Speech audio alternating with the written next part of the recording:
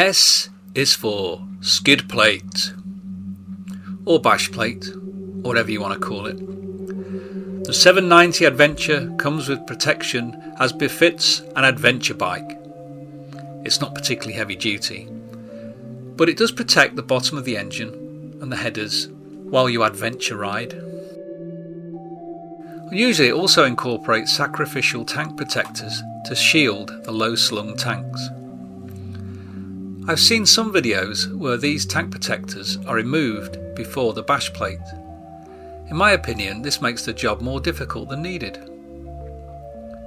To remove the bash plate, take out the 6 8mm or T30, either fit, 8mm bolts, and you can drop the whole thing. Before you start, be sure to remove the charcoal canister vent pipe. This must be kept away from the exhaust as it could melt, and it connects directly to the fuel tanks. And if it melts, it could seal, and that would mean that the tanks didn't breathe and they could explode. Unlikely, but it could happen. So make sure this is reconnected if you put the bash plate back on, which presumably you're going to. So 4 bolts at the front need to be removed. These are slightly longer than the 2 at the back. Then remove the 2 bolts underneath. The rest of the screws under there are for an insert and can be ignored.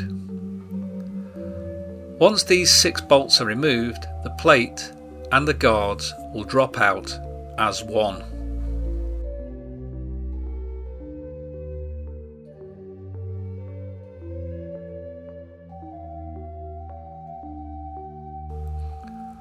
These slots here locate the tank guards when you're putting it back on. Once it is off, I like to give it a wash.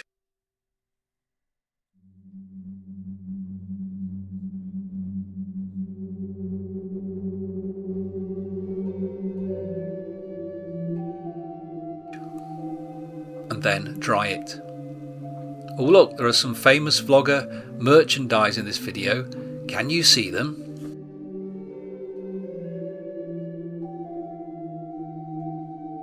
Once dry, I like to spray the inside with Silcoline Pro Prep so that if I remove it again, it should be easy to clean. Refitting it is the reverse of removal. I use medium Loctite, though I do not think this is indicated in the manual, but to me those screws look like they could fall out.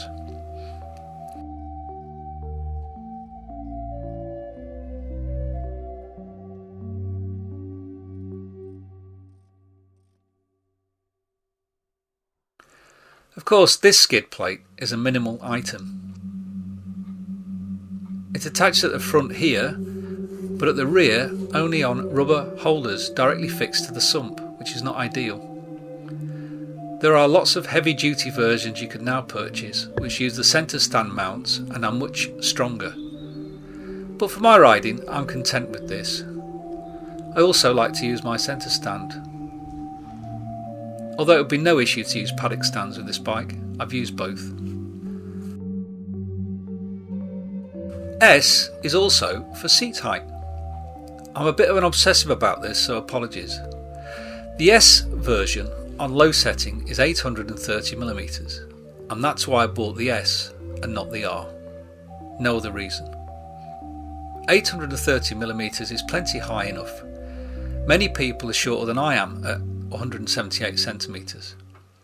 I can't help thinking manufacturers are losing out on a huge chunk of the market by seemingly giving preferential choices to those over 6 foot. It makes no sense to me, but then again, not much does. Did you spot those vloggers